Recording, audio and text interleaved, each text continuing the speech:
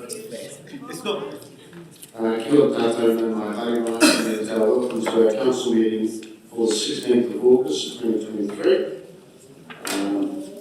And welcome to those online and gallery, and just explain that the meeting is being recorded as live stream on the council's YouTube channel in terms of health and safety procedures, including as a no smoking facility, and there might be a event of an emergency. We will evacuate via the room running man exits, and we will assemble them outside in the area next to the cocktail tomorrow in the square.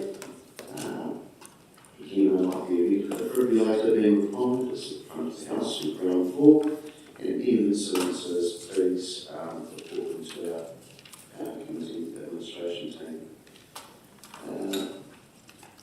We have one councillor online, Councillor Owen, and again to anybody speaking from either the public or officers, if you could just please the first time give your name and title. Right, we will start with our agendas, and our order of business today is we start with a curriculum, and I'll invite Councillor Fitzgerald to open us. Thank you.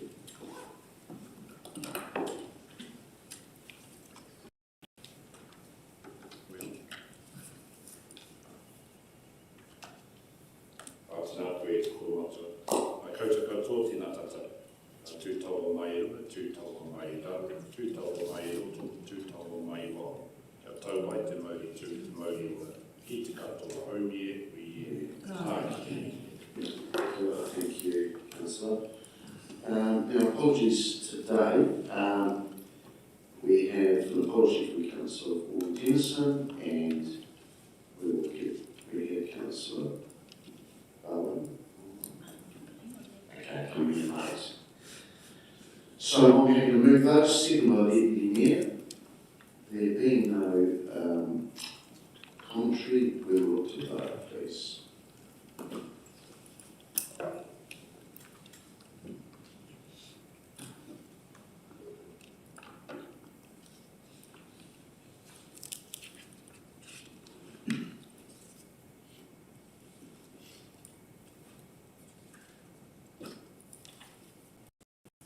And has passed 14 votes for and no against. Thank you. Notification of additional items. I have received any. Declarations of interest. Again, I haven't received any. In terms of public comment, I just want to just very briefly pay a tribute to a former city councillor and regional councillor that passed away recently, Ronnie Fitzmaurice. And Ronnie passed away last month, at the age of 90. But she was a very prominent and long-serving community advocate and local identity. Briefly, Ronnie was born in the UK and immigrated to New Zealand in 1951. She had strong interests in all parts of the community, through the Catholic Church, politics, women's rights, public health, continuing education, and environment. And her association with welfare went back to the Good Shepherd House in the 1980s, where she led that before becoming a founding member of Habitat for Humanity. Ronnie joined the New Zealand Housing Network, becoming its regional manager, and in 1991 she was actually a national coordinator. In 1992, Ronnie was elected to the Pastoral City Council for the former Papiaoia Ward, where she served one term under Mayor Paul Riga, and accompanied 6 other prominent female councillors. Yvonne Marshall, the mother of our Deputy Mayor today, Lana Davis, Marilyn Brown, Alison Moore, Helen Whitton, and Heather Owen. They were a powerful unit. 1993, Ronnie was a recipient of the New Zealand Suffrage Centennial Medal, one of 500 nationwide issued to commemorate the centenary of women's suffrage in New Zealand. And then she moved to the regional council and resulted in a by-election in 1995. She obtained the seat and served there for 10 years from 1997 to 2007, contributing to the region's environmental policy. And over the years, Ronnie served on a number of different organisations. Too many to name, really. But in 2008, Ronnie was a recipient of the City Council Civic Award for her extensive services to the community. And later in life, she was still involved in local affairs. And it really continued right up till late last year, when she wrote a few books, and her last book was launched in the City Library in November last year, and a few of you, I think, went to that. So it's quite a resume and an amazing life of service to her adopted community. So if I could just ask you to stand for a short moment and to pay our respects.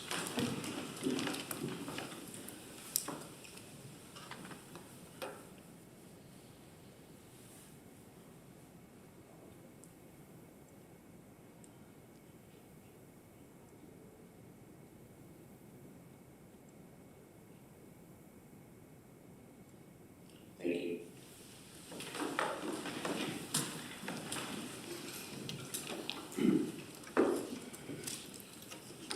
Right, moving through to number 6 on our agenda item is the confirmation of minutes of 28th of June 2023, part 1 public.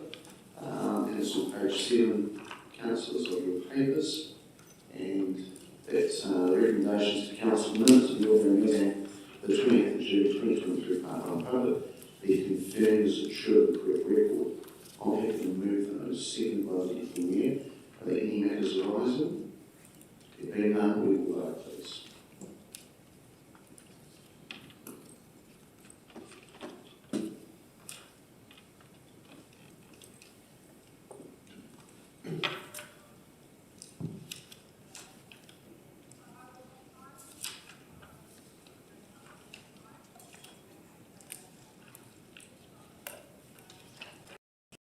And it's passed 40 votes for and against. Thank you.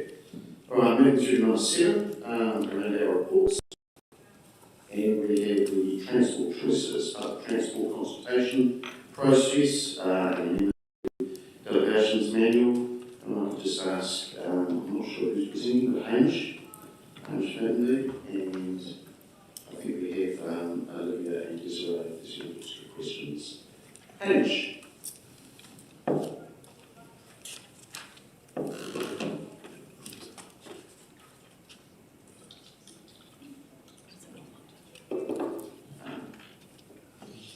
I think you heard it while I heard it from home.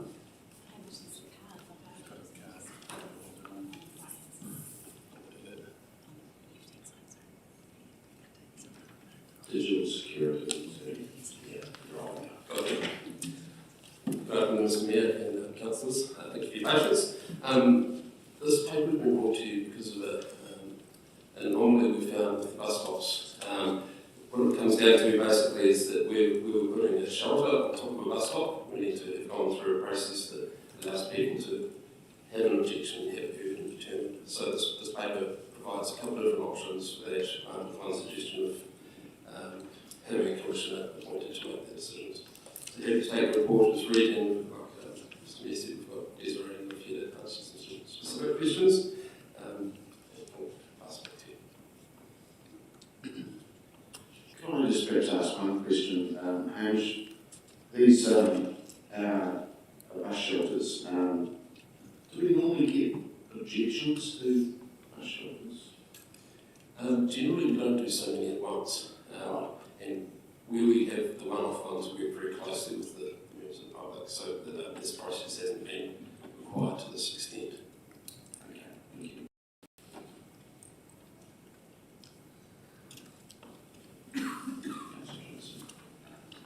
Thank you, sorry. Thank you. I just have a question about the extra expense of putting this to a commissioner as opposed to having objections heard through the Economic Development Committee.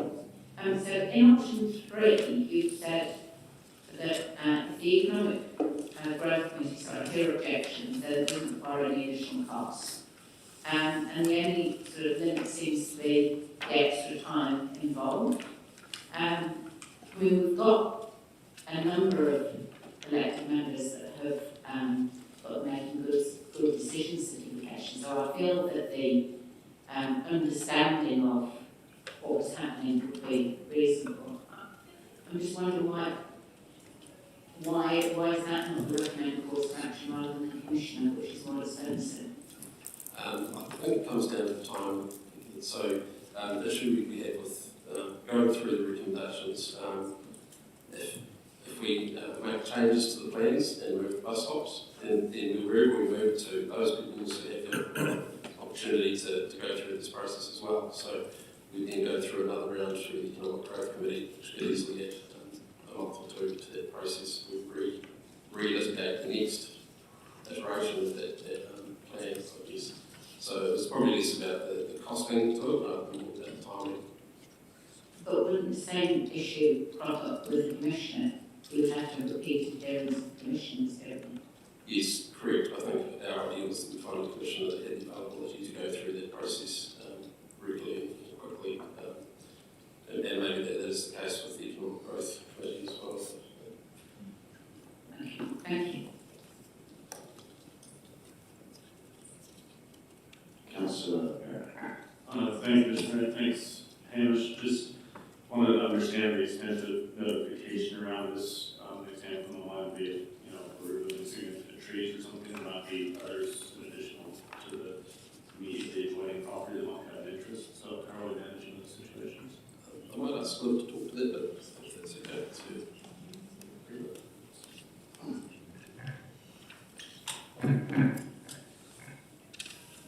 Good afternoon, Eloise Alex. I'm Constance. In terms of notifications, so everyone who's getting a shelter, so that's the landowner and the occupier, will receive notification, as will the neighbours either side of them. That's for shelters. Then for the stops, anyone who is getting a stop put in front of them will get a letter. So with stops, they don't go through the objection process, but they'll be able to give feedback as part of what we're generally asking the community. And we're also going to get in contact with the people who are going to have stops removed as well. In terms of the locations, we have gone around to every stop in the city, and I think one of the really intensive pieces of work with GHD and the project team has been trying to identify locations where trees, car parking, and things that could be a bit of a concern for the community, trying to find the best locations. So there is very, very few of those. From memory, and the project manager are going to help me, I think there's only one instance where we potentially might have to look at trees, but yeah, a lot of work's gone into trying to find the best locations possible. Great, thank you. That's very helpful. Can I also ask just around the decision making, regardless of whether it's a commissioner or some other mechanism, is that decision full and final then, or is it potentially open to further litigation?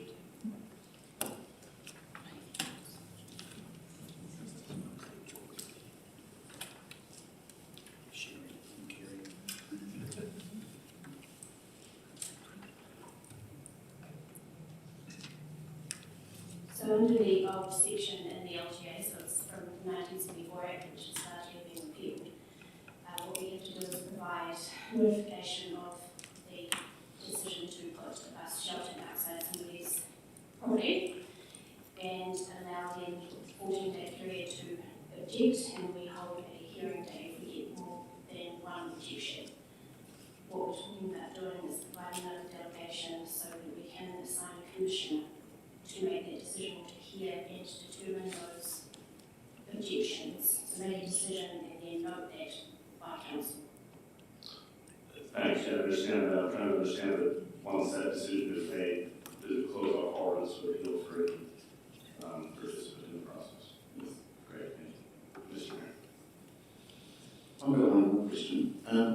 So the cost of the commissioner, is there any rough idea what that would cost? Through you, Mr. Mayor, our commissioners have agreed rates that they have notified us when they applied. and I have a list of those, and they range from 200 to 400 or thereabouts per hour, depending on their level of expertise in the area. Okay. So it'll be, the day will be a few $1,000 at least. And if it goes for a couple of days, you can keep going north. Oh, yes, so yes. Yes, okay, good, thank you. All right. No other questions in the queue? Thank you, Liv. Thanks, Hamish. So, we have 2 recommendations, and we've got one off the floor, which I'm quite happy to accept.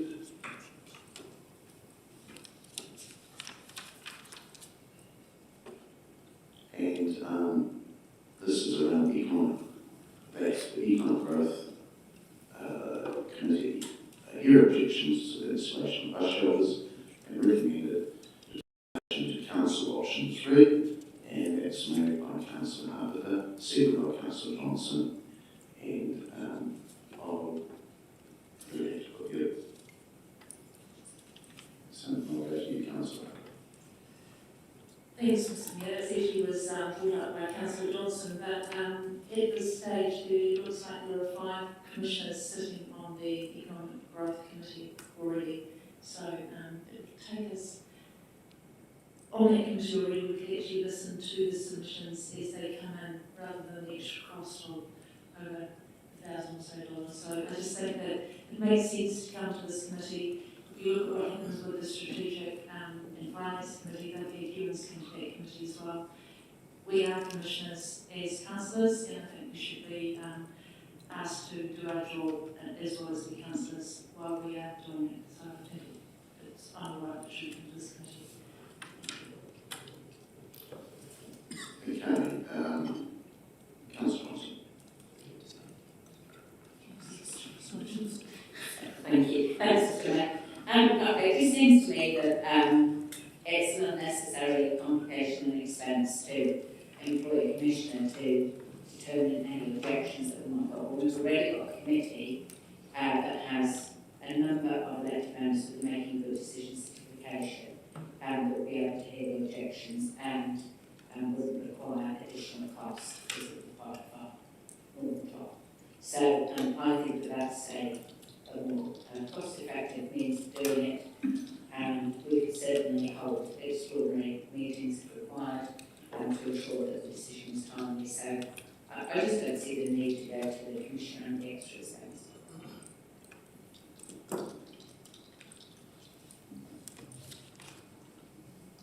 Councillor. Mr. Mayor, I also think it's important that we make decisions ourselves, and potentially extra cost for having a commissioner is going to be huge. So I don't like decision making being taken away from this room, and I'll certainly be voting in favour of making the decision ourselves. Thank you. Councillor Clark. Thank you, Mr. Chair. Just want to speak for this. I'm actually going to support Officer's advice on option 1, which is to get a commission. And one of the reasons why I wanted to actually support this is largely understand the argument that was presented by my fellow councillors, or moved as the seconded. But also look at it from a different perspective, in the sense that having someone, a commissioner, who has the expertise that this council does not have, and having a commissioner also, I think, my personal opinion, will engage. Engaging an expert transport commissioner allows not only for specialist knowledge to consider the implication of what we're trying to do, and also if we're to shift this to the Economic Growth Committee, and understand a number of us have got making good decision certification, but there's also limitations to that, in the sense that we don't have the technical knowledge to probably make consider decision in that space. and also we might not be able to understand widely some of the implications involved with this shift. So for those reasons, number one, the lack of expertise in that area, and number two, not being probably fully able to understand the implications behind this are one of the reasons why I actually will be supporting option one, which is what the officers advise. So I will not be supporting this option. I understand the argument made for this and I sympathise with it, but we do not have the expertise. And I think having an expert transport planner as a commissioner for this will actually be far better for us because of the technical limitation that we have on this table for this kind of shift. Thank you.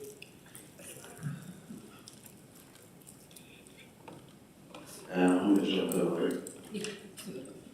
I will be supporting it. And look, we have 5 councillors that are accredited professionals.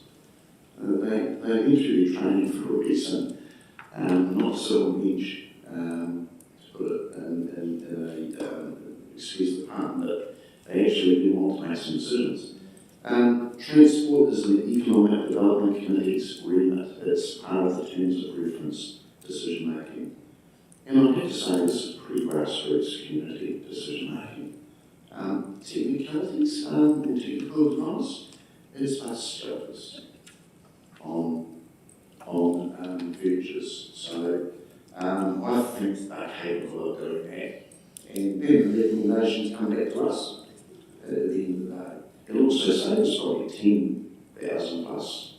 So as we are struggling with budgets, as we always do, I think this is probably a good way of saving some money and putting our elected members to good use, because they will make some decisions. So please, I hope you can support it. I appreciate the officers have got something up, and look, we can always call it, and the reason was really around speed, keep the stuff. We can always call it an extraordinary meeting. We've done that before. So, I'll leave it at that. Councillor Ward. Thank you, Mr. Mayor. I just want to very briefly speak to agree with your points. Is that at the end of the day, councillors, we're here to do a job, and I don't know when I check my payslip, it doesn't say just for the Wednesday meetings. We are actually here to make decisions and hold hearings. So if we have to have 2 or 3 or 4 extra ordinary meetings, which I feel is probably unlikely given I don't foresee there being thousands of submissions about this issue, but if there was, well then so be it. That's what we're here to do, that's our job. On the committee, myself and the chair are both commissioners. Councillor Barrett's commissioner, Councillor Johnson's commissioner, Councillor Bowen's a commissioner, as well as the non-committee member commissioners who would also be sitting there, such as Councillor Hancock. So we have 11, and potentially Councillor Mickard may be a commissioner himself as well, and Councillor Naylor and many others in this room.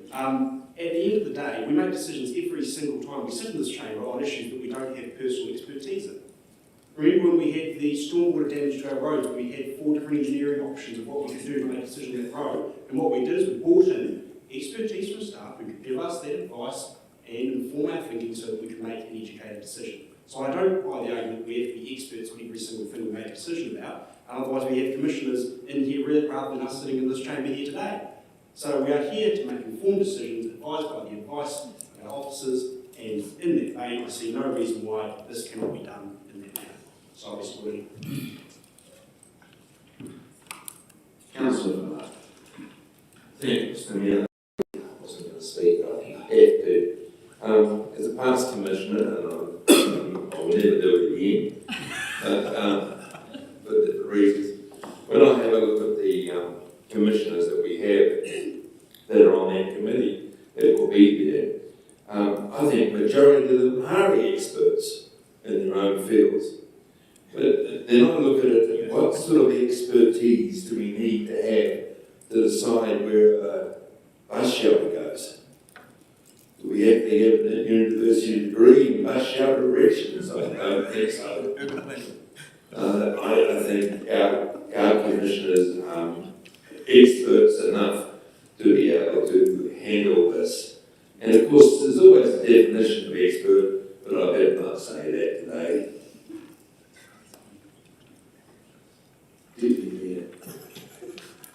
tēnā koe, Mr Mayor, o te rā, tēnā tātou. I too am standing up to say that I've got complete confidence in the Economic Growth Committee to hear the objections to this. I think we've heard of some really valid arguments, but I did want to say, one, there's a willingness by them, they have expertise, and I will be supporting this recommendation.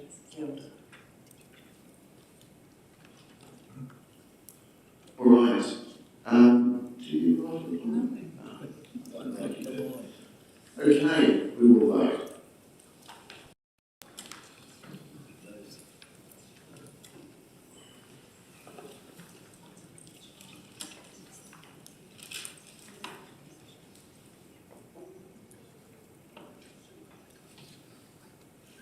It's passed. 13 votes for and 1 against.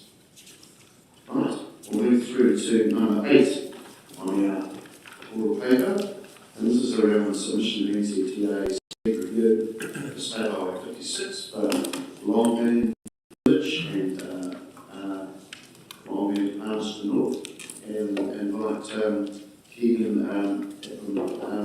Main to speak to this. Keegan, page 33 of papers, Councillors.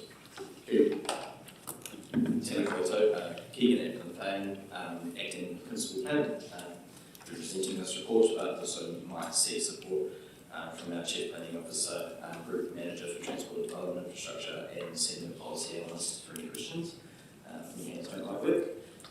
We're putting forward a proposed submission to Waka Kotahi's State Highway 56 review specific to within our jurisdiction boundary, as opposed to previous speed limit reviews.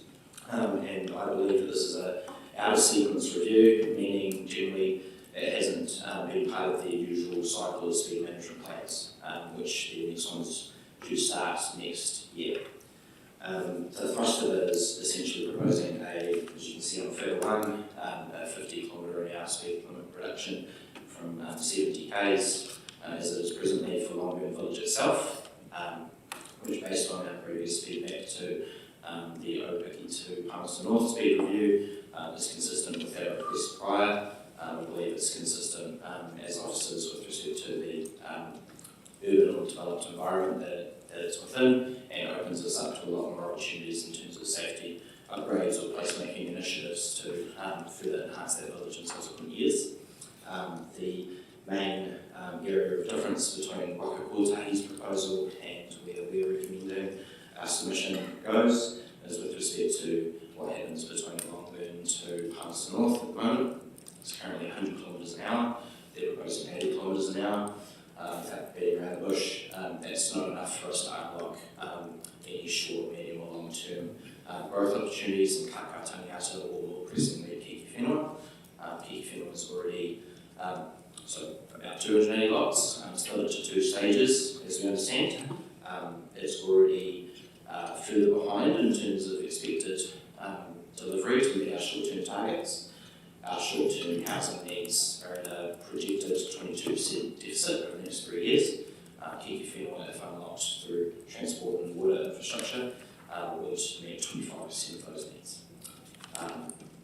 The proposal is for 80 kilometres an hour, which does give us limits our opportunities with respect to infrastructure upgrades, both in the interim to unlock short-term growth, and also when we look at that border Kakataniata, which would see to urbanise both sides of the road. We want to make sure we avoid community severance, so we want people to have options when they cross over the state highway, if it's urbanised, as opposed to just take the car to the dairy to cross the road. And that would impact about 1,300 homes over the medium to long term in that broad growth area, if not resolved. Provocatively, we would not need to have all these complicated requests in the submission if we were to have the section of State Highway revoked to council management, where we could have discretion as to how we manage speed limit upgrades, but we're in a position that we're in now, and we have had some fruitful conversations at the officer level with respect to how we phase through this transitional environment, both in the short, medium and long term. An intersection speed zone, up and wide, I'll explain that in the report, is similar to what you expect to see in Rangitikei Kainga-Bunnythorpe Road, where it is a temporary flashing speed sign that drops the speed limit down for you. We understand, based on previous plan change reports, that an intersection speed zone may be enough to unlock the capacity for Hiki Whenua, whilst not precluding options for us for the broader Kākātangiata growth area as that progresses. Take questions. Thanks, Stephen, for the summary. Councillor Johnson. Thank you. Thanks, Mr. Smith. Thanks, Peter. So this sequence speed review is in response to our submission on the OP Arsenal speed review. But at the same time, I presume that we asked for a 60k limit at that point, didn't we?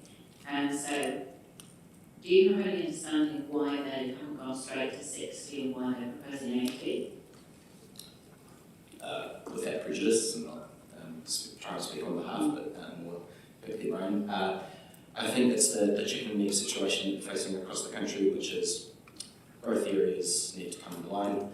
Growth areas aren't online. All people see is a rural environment currently, and so trying to match up timing with having a speed limit reduced at a time that is at least close enough to development occur that it makes sense to the general public is a political risk. And so that's a piece that the Waka Kotahi have navigated. We had conversations with Porter around, well, are there development triggers or infrastructure triggers in which we can conditionally implement a speed limit review, so that we're not waiting for the next 3 years after then getting a bootstrap together.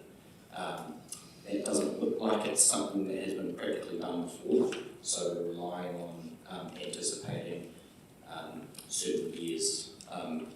There's certain infrastructure upgrades as well with wastewater and water, which we know will happen in, I believe, 2024 and 2025, which we can peg those requests to.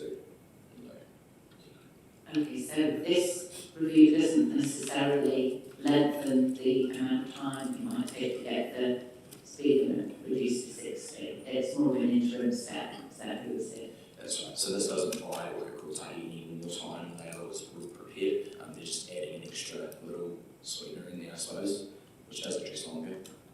Okay, thank you. Thanks, Susan.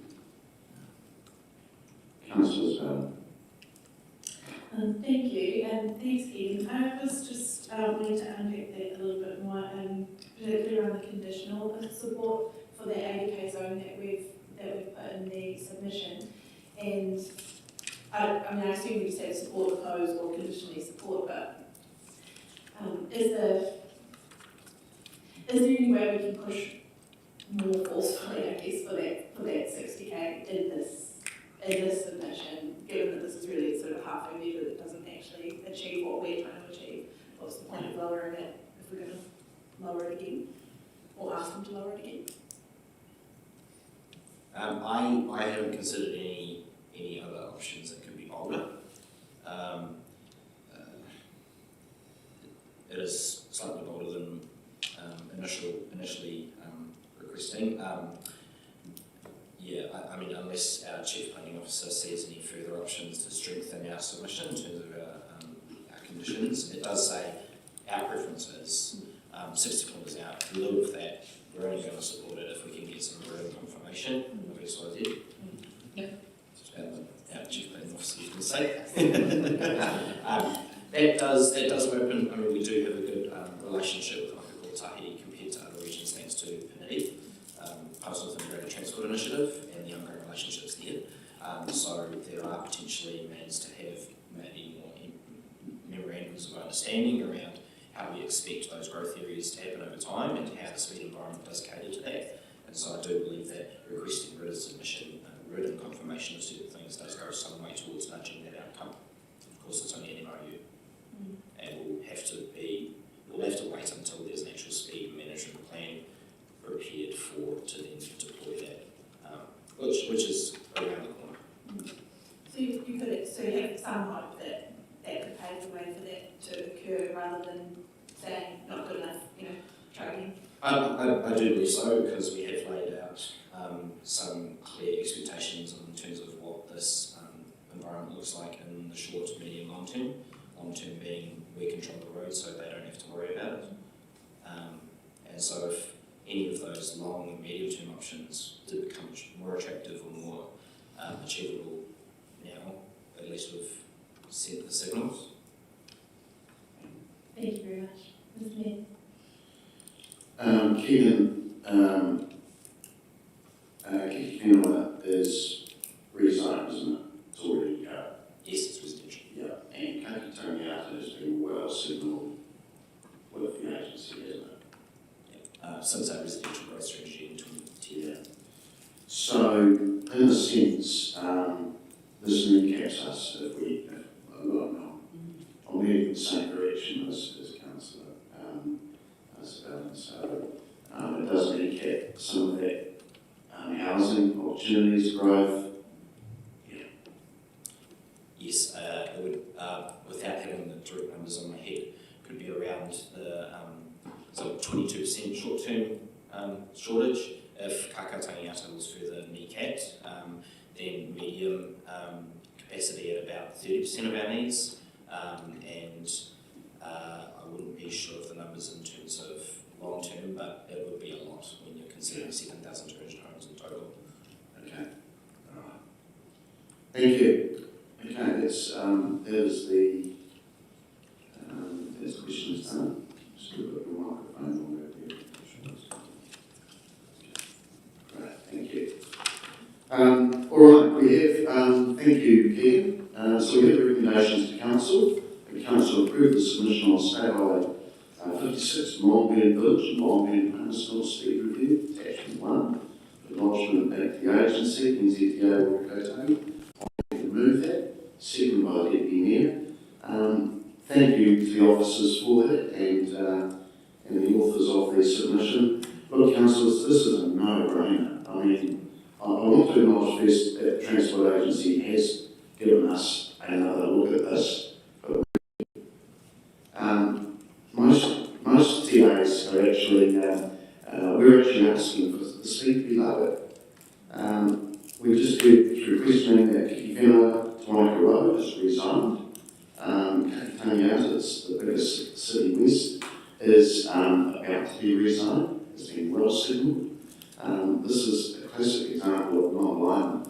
So I do think that although we've got an initial proposal there at 80k, the 60k, which we've always asked for, it just doesn't, 80k does not go far enough. And it will hinder and kneecap the city significantly if this doesn't happen. So, for those listening in, I'm sure there will be, please, can common sense prevail here? 50 k's in the village is absolutely a must. Having been up to Longburn School just recently, and what an engaging school that is. There's lots of kids walking across that main highway, and it is a little bit concerned because it is trucks coming out and all sorts of things there. So a last study is definitely required. Regards to Longburn past the North State Highway 56, we know the city's moving out that way, and it has been well signalled. It's already rezoned. It's in all our plans. So please, NZTA Waikato, come to the party. Ask you to support this, please. Right, done. Good vote.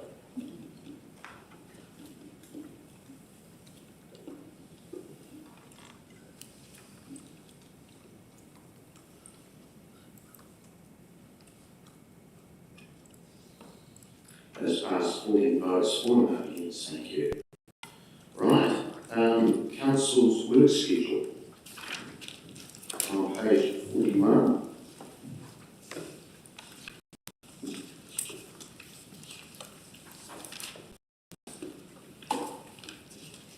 And I'll take that as being read. Nothing from you, mate. It's quite a lot on here. The officers, which is good. Okay, I'm quite happy to move this recommendation to Council that we receive the work schedule dated August 2023 Secretary, seconded by the Deputy Mayor. Any matters arising, there being none, we vote.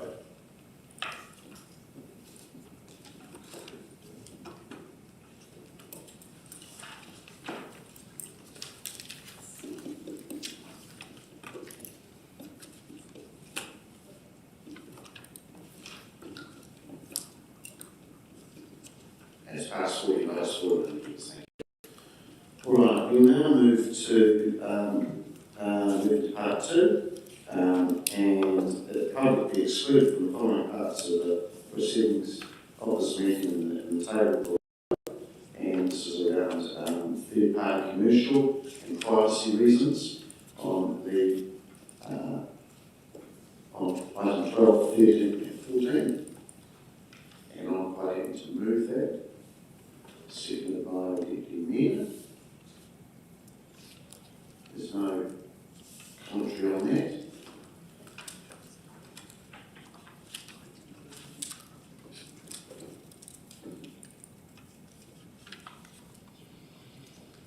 Okay, just want to note that item 14 is a conflict for an interest in that for the Deputy Mayor, so we'll just ask you to just about room and talk about that. Okay, this vote, please.